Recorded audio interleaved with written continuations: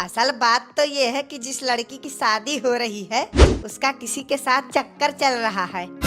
और हमने तो ये भी सुना है कि ये लड़की आज रात शादी से पहले भागने की तैयारी कर रही है।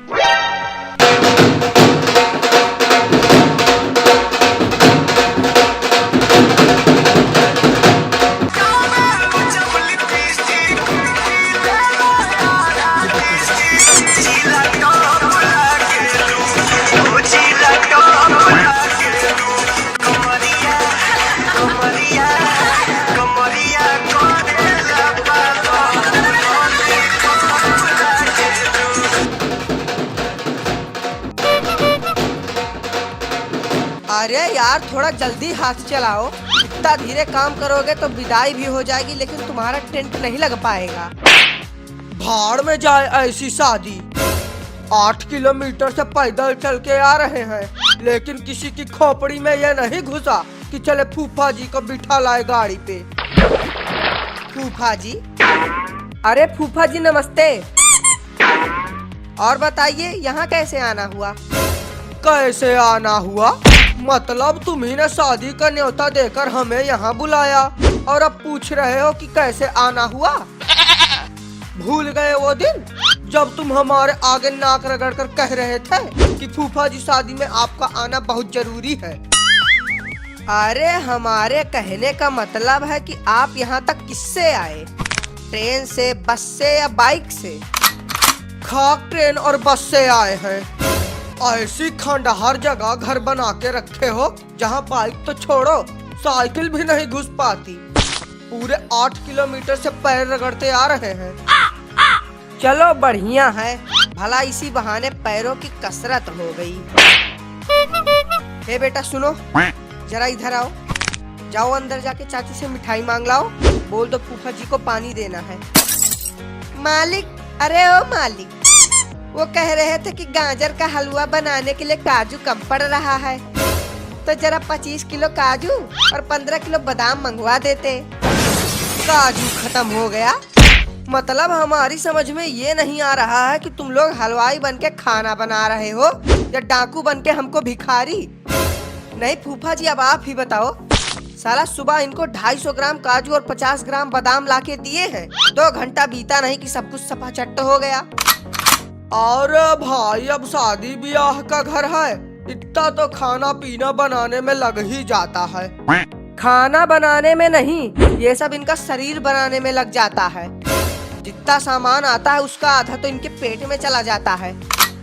अच्छा जब यही बात है तो लियो बना लियो खाना, हम नहीं बनाएंगे। अरे यार इन हलवाइयों का नाटक भी एक सिरदर्दी है। लीजिए फूफा जी मिठाई खाइए। साला मिठाई के नाम पर हमको लड्डू खिला रहा है और वहाँ देखो कैसे घपाघप गुलाब जामुन ठूसे जा रहे हैं। साला यूपी की शादियों में फूफा को बुलाते ही है बेइज्जती करने के लिए। अरे है बच्चा, तू दुल्हन के बाप होई कहिया सत्यारे बैठा हो। अहुआ बिटिया तुमका कब से याद करत ही, कहा थी कि जब तक हम पापा से बात न कैली तब तक शादी न करब। अब कौन सी नई मुसीबत आ गई दादा? तुम चलो हम आ रहे हैं। फूफा जी आप यहाँ बैठ के मिठाई खाओ और सारी व्यवस्था देखो, हम 10 मिनट में आते हैं। देख लेना बेटा, तुम अपनी इस बेइज्जती का बदला हम तुम्हारी इज्जत उतार के लेंगे। अरे वाह दीदी, कहाँ से लगवाई तुमने ये मेहंदी? डिजाइन तो बहुत बढ़िया है, हमने भी लगवाई है लेकिन हमारी तो बहुत बेकार लग रही है। हाँ तो बढ़िया लगेगी ही, आखिर पूरे 6000 रुपए देकर ब्यूटी पार्लर से जो लगवाई है। तुम्हारी तरह थोड़ी ना कि 60 रुपए वाला कुप्पी ला के पोत डाली। अरे हे बहनी ज्यादा हवा में ना उड़ो, क्योंकि तुम्हारे ये 6000 रुपए जल्दी ही पानी में मिल जाएंगे। अब बैठ कर माथा पीटो कि होएगा 6000 बर्बाद। अब जिसकी औकात नहीं है इतना खर्चा करने की वो तो बोलेंगे ही ऐसा। बहिनी औकात तो हमारी इतनी है ना कि तुमको यही खड़े खड़े खरीद ले, लेकिन बात वही है कि जब ये शादी होगी ही नहीं तब खर्चा क्यों करें। अरे दीदी, लगता है कि तुम अपने पड़ोसी के घर की शादी देखकर अंधरा गई हो, तभी तो तुम्हें ये सारी चीजें दिखाई नहीं दे रही। अंधराए हमारे दुश्मन और तुम जैसे लोग। असल बात तो ये है कि जिस लड़की की शादी हो रही है उसका किसी के साथ चक्कर चल रहा है, और हमने तो ये भी सुना है कि ये लड़की आज रात शादी से पहले भागने की तैयारी कर रही है। क्या बात कर रही हो दीदी? बात नहीं, जो सच है वही बता रही हूँ। आज रात ये लड़की सभी बारातियों और घरातियों के सामने अपने परिवार की नाक कटाएगी। अरे बाप रे बाप, आज के समय में दादा माई की कोई इज्जत ही नहीं है।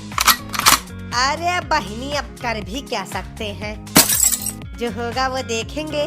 दान दहेज शादी ब्याह का सारा पैसा बर्बाद।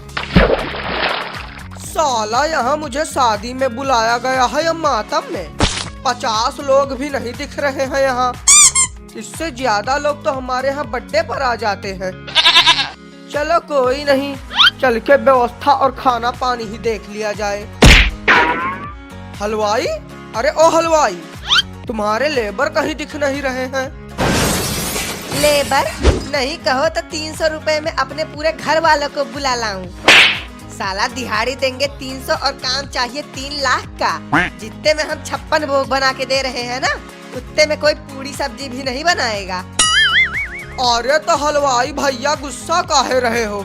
वैसे ये तो बताओ कि खाने में क्या क्या बना है? वो देखो, वहाँ पर गुलाब जामुन बनाकर रख दिए हैं।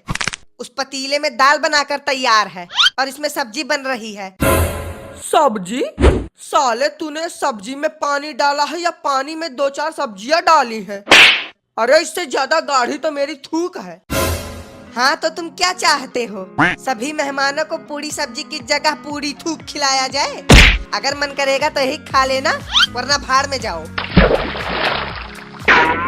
और फूफा जी, खा चुके मिठाई? तुम्हारी सड़ी गली मिठाई तो नहीं, लेकिन गालियाँ जरूर खा चुके हैं। चलिए कोई नहीं, कम से कम कुछ खाने को तो मिल रहा है। वैसे हम आपके लिए एक तोहफा लेके आए हैं। अरे वाह भाई, मानना पड़ेगा, शादी की इतनी टाइट तैयारी हमने कहीं नहीं देखी। क्या खाना है, क्या पीना है। अब अगर कोई हमें पूरा दिन गालियां देना तो भी हमें कोई दिक्कत नहीं है। ये हुई ना बात। फूफा जी, अब आगे की सारी तैयारियां आपको ही देखनी है। हाँ हाँ बिल्कुल, ये भी कोई कहने वाली बात है। अरे हे बच्चा, यह लियो ई पकड़ो।